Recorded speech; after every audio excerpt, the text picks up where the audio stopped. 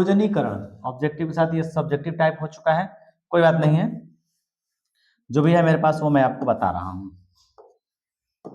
पहला क्वेश्चन दिया हुआ है 30 नंबर के, हाइड्रोजनीकरण को उदाहरण द्वारा समझाइए।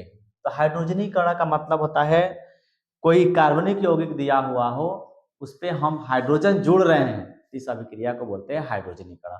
और हाइड्रोजनीकरण किसी न किसी उत्प्रेरक उपस्थिति में होती है। जैसे मैं ले रहा हूं CH2 डबल CH2 और हाइड्रोजन जोड़ेंगे, और हाइड्रोजन जोड़ेंगे तो या तो आप निकिल लेंगे या नहीं तो क्या लेंगे, प्लेटिनम लेंगे। इनके उपस्थिति में हमारा हाइड्रोजन का योग होता है, और हाइड्रोजन के योग को ही हम लोग क्या बोलते हैं, हाइड्रोजनीकरण बोलते हैं। इस आबंध इस हाइड्रोजन में से एक हाइड्रोजन इस कार्बन पे जुड़ेगा और एक हमारा हाइड्रोजन कहाँ जुड़ेगा, इस कार्बन पे जुड़ेगा, और दोनों आबंधों में से एक आबंध हमारा हट जाएगा। तो दोनों कार्बन पे क्या जोड़ देंगे, CH3 और CH3, ये हमारा बन जाएगा कौन सा, यह है एथेन, और ये हमारा क्या है, एथीन है। इसको क्या बोलेंगे, एथीन। तो उदाहरण द्वारा आपको ये समझाया जा चुका है। आगे बोल रहा है ना कि इसका उपयोग लिखिए, तो उपयोग में हम लोग क्या लिखते हैं, उपयोग, हाइड्रोजनीकरण द्वारा हम वनस्पति ऑयल से हम लोग घी बनाते हैं। किससे, वनस्पति ऑयल, वनस्पति तेल से घी के निर्माण में किसका उपयोग किया जाता है, हाइड्रोजनीकरण का उपयोग किया जाता है। ये पहला क्वेश्चन है। दूसरा क्वेश्चन आप देखिए, कह रहा है कि संतृप्त और असंतृप्त हाइड्रोकार्बन पर संक्षिप्त टिप्पणी लिखिए। मैंने इससे पिछले वाले में भी मैंने संतृप्त और असंतृप्त बताया था। संतृप्त का सीधा मतलब समझिए कि जिसमें कार्बन कार्बन के बीच सिंगल आबंध हो उसे संतृप्त बोलते हैं, और जिसमें कार्बन कार्बन के बीच या तो डबल बॉन्ड पाया जाता होगा या फिर आपको ट्रिपल आबंध पाया जाता होगा, तो ऐसे कार्बनिक यौगिक को हम लोग किसके नाम से जानते हैं, संतृप्त के नाम से जानते हैं। इसको हम लोग क्या बोलते हैं, असंतृप्त के नाम से जानते हैं। एग्जाम्पल आप लिख सकते हैं, फार्मूला पहले आप लिखिए, CnH2n+2 ये संतृप्त है, और इसको हम लोग क्या बोलेंगे, CnH2n हमारा असंतृप्त का ही एल्कीन है, और ये हमारा फार्मूला है CnH2n-2। एग्जाम्पल आप रख सकते हैं, यहाँ पे 1 रखेंगे तो ये बन जाएगा क्या, CH4। वो इसलिए कि n के जगह पे आप 1 पुटअप करेंगे तो 1 रखेंगे तो C1, 2 रखेंगे, 1 रखेंगे यहाँ पे तो 2 से गुणा करेंगे तो 2 और 2 4, ये आपका हमारा एल्केन। इसके जगह पे रखेंगे तो CH2H4, क्योंकि यहाँ पे हम 2 से स्टार्ट करेंगे। वो इसलिए कि कार्बन कार्बन के बीच 2 आबंध बनाने के लिए 2 कार्बन की आवश्यकता पड़ेगी, क्योंकि हाइड्रोजन आबंध 2 आबंध नहीं बनाता है हाइड्रोजन। और 3 यहाँ से हम कितने से स्टार्ट करेंगे, 2, यहाँ की जगह पे लिखेंगे 2 और यहाँ पे लिखेंगे 2 दूनी के 4 में से 2 गया 2। ये इसका हम संरचना बना सकते हैं। इनकी संरचना अगर हम बनाना शुरू करेंगे आपका बन जाएगा 3। यह है हमारा क्या, संतृप्त और असंतृप्त। नेक्स्ट क्वेश्चन आपका होगा, कह रहा है कि अम्लीय वर्षा में जल का पीएच मान होता है, माने जो बारिश होती है उसमें पीएच का मान कितना होता है, तो उसमें पीएच का जो मान होता है ना लेस देन होता है 5.6, 5.6 से कम होता है अम्लीय वर्षा में। तो ऑप्शन आपका हो जाएगा बी। नेक्स्ट क्वेश्चन आपका है, कह रहा है कि अभिक्रिया जिंक प्लस कॉपर ऑक्साइड के साथ अभिक्रिया करता है, तो जिंक देता है, यहाँ पे छूट गया है ZnO, मतलब आप ऐसा लिख सकते हैं Zn प्लस CuO, अभिक्रिया के चिन्ह ZnO प्लस Cu। क्वेश्चन समझिए क्या बोला है, कह रहा है कि जिंक अपचयित हो रहा है, जिंक अपचयित हो रहा है, और CuO अपचयित हो रहा है, कॉपर अपचयित हो रहा है, कह रहा है कि ZnO अपचयित हो रहा है। पहले आप समझ लीजिए कि अपचयन अपचयन को अपचयित कहते हैं और ऑक्सीकरण को क्या बोलेंगे? ऑक्सीकृत बोलते हैं। और एक बात और समझ लीजिए, जिसका अपचयन होता है वो व्यवहार करता है कैसा?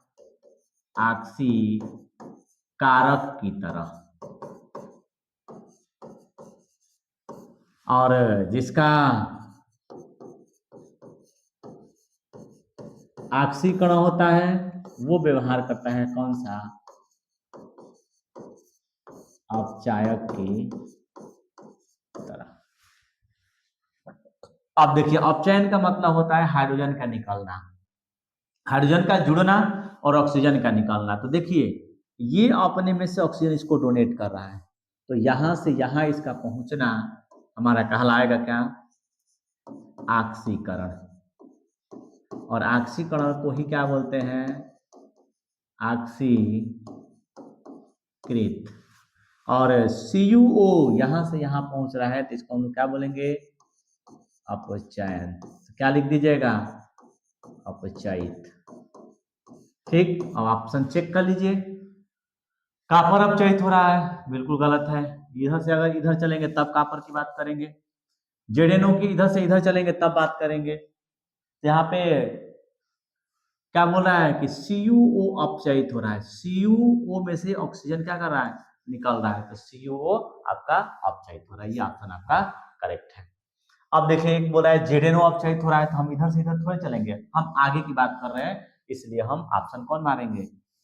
नेक्स्ट क्वेश्चन, धावन सोडा किस प्रकृति का होता है? तो धावन सोडा का फॉर्मूला होता है Na2CO3 into 10H2O।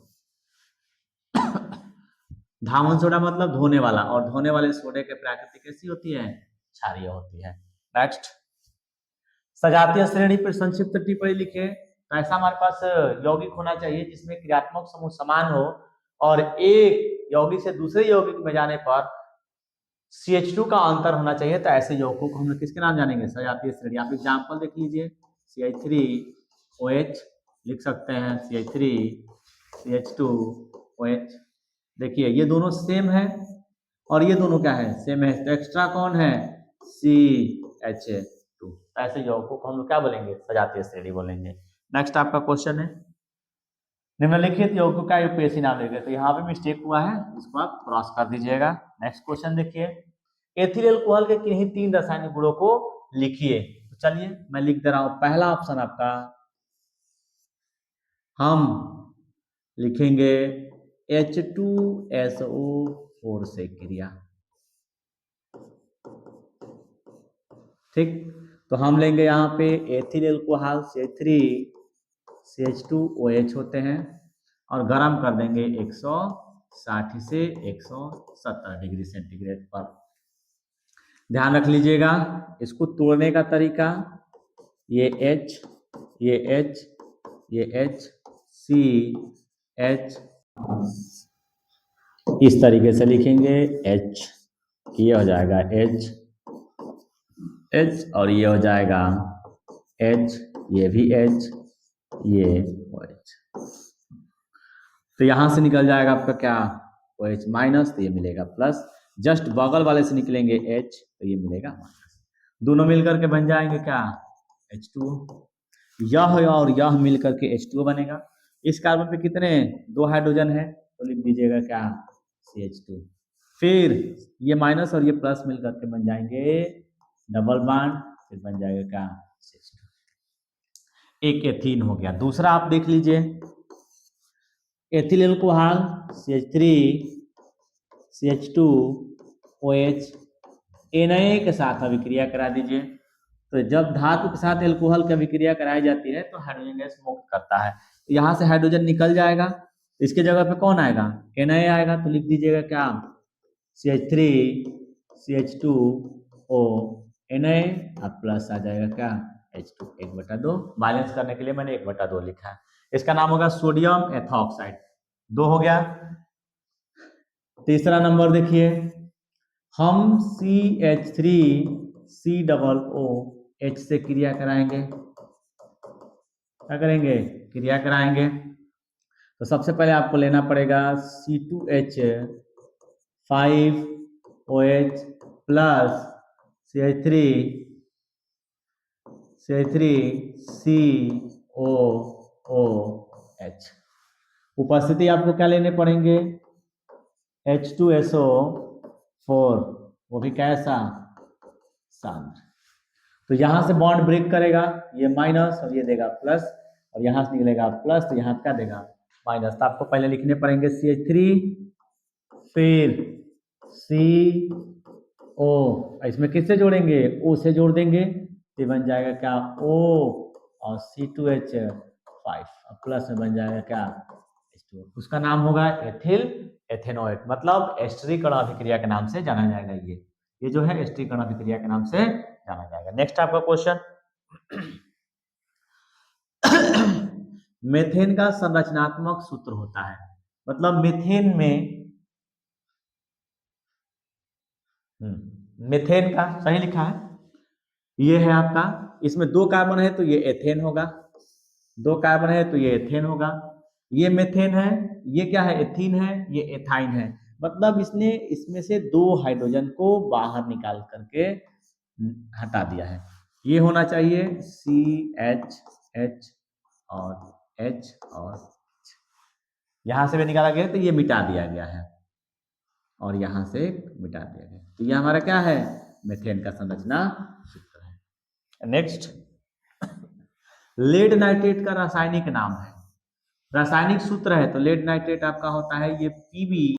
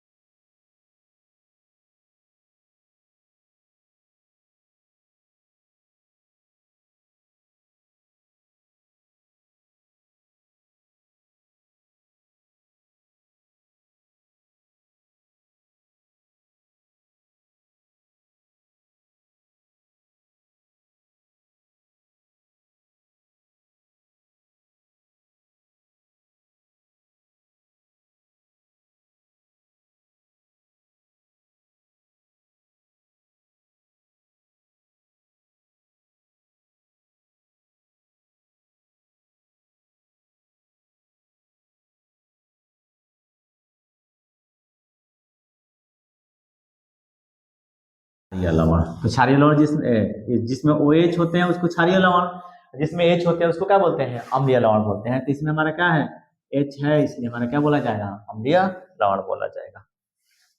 Next question आपका है, समीकरणों को पूर्ण कीजिए। तो ये बताइए, ये बना हुआ है, ये बना हुआ है, और ये बना हुआ है, करेक्ट? क्या यहाँ पे होना चाहिए कि PCl5 रिएक्ट करे तो ये तीनों बन जाए? आप ध्यान दीजिए, एस्टिक अम्ल की अभिक्रिया कराई जाती है, अल्कोहल के साथ कराएंगे तो CO तो आएगा नहीं, इनके साथ कराएंगे तो कार्बन क्या है? एक्स्ट्रा है, इसके साथ कराएंगे तो क्या हो जाएगा? ये मिल जाएगा और ये भी मिल जाएगा, OH बाहर निकलेगा।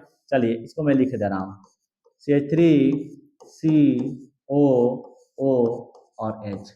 PCl5 को आप इस तरीके से तोड़ सकते हैं, 1 Cl, 2 Cl, 3 Cl, 4 Cl और 5 Cl। जब भी Cl टूटेगा तो ये मुक्त मूलक टूटेगा, ये भी क्या करेगा? मुक्त मूलक टूटेगा। यहां से बॉन्ड टूटेंगे तो अपना इलेक्ट्रॉन, ये भी अपना, यहाँ से टूटेगा तो ये अपना और ये अपना, ये इनके साथ जुड़ जाएगा तो बनेगा क्या, HCl बन जाएगा।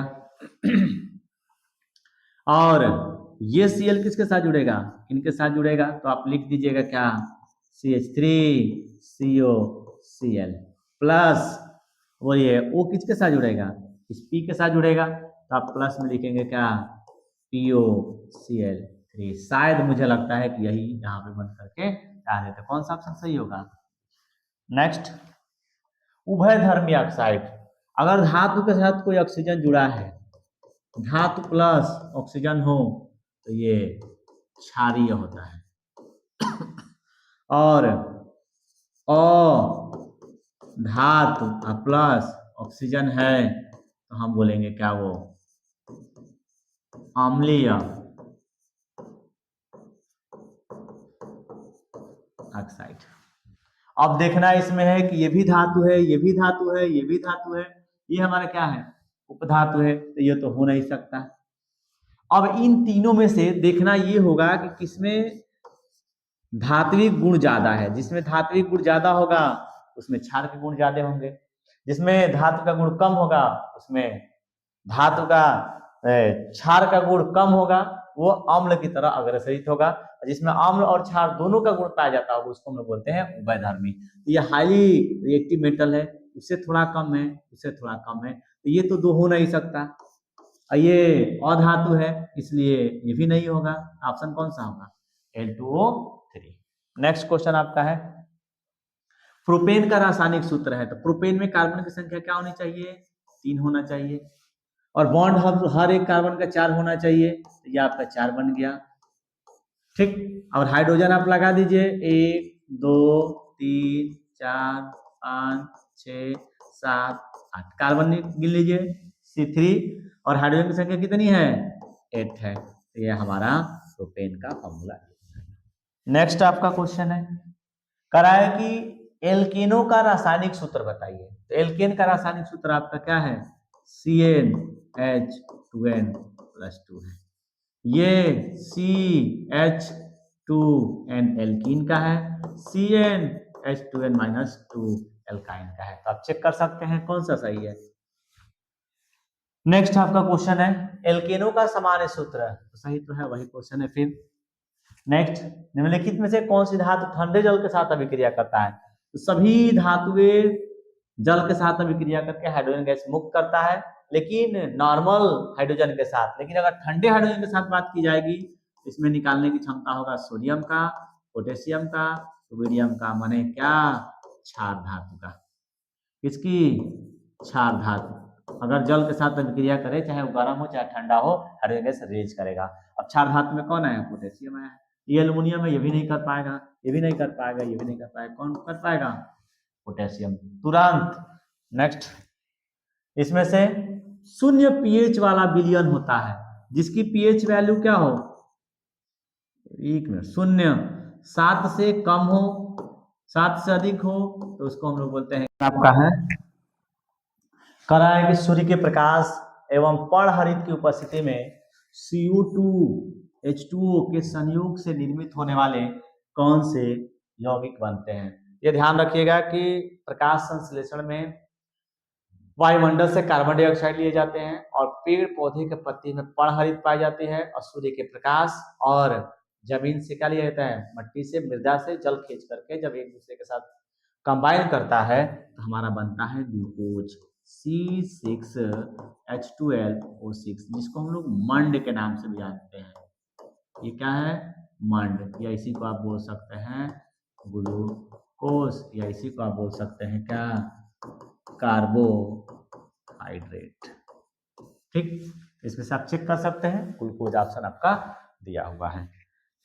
नेक्स्ट क्वेश्चन आपका है, निम्नलिखित रासायनिक समीकरणों को पूर्ण कीजिए, निम्नलिखित में से कौन सा यौगिक प्रयुक्त होगा।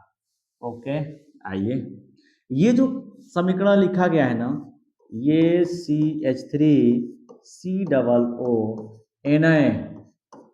अगर हम इनको किसके साथ, NaOH प्लस CaO के साथ गर्म करते हैं, इसका नाम है सोडा लाइम। इसका नाम क्या है, सोडा लाइम।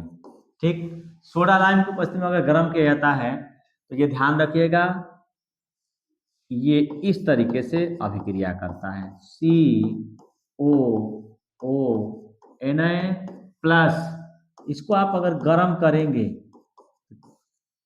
जैसे ही गर्म करेंगे ये देगा प्लस और ये क्या देगा माइनस। लेकिन अगर हम NaOH को जल में डालेंगे, जलीय लेंगे, तो ध्यान रख दीजिएगा ये टूट जाएगा, Na प्लस और OH माइनस।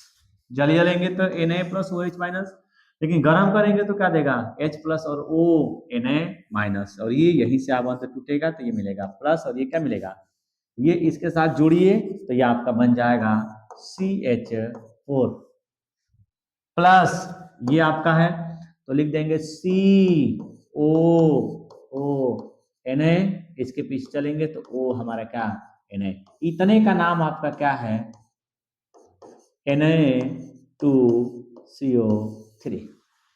इसको आप क्या लिख सकते हैं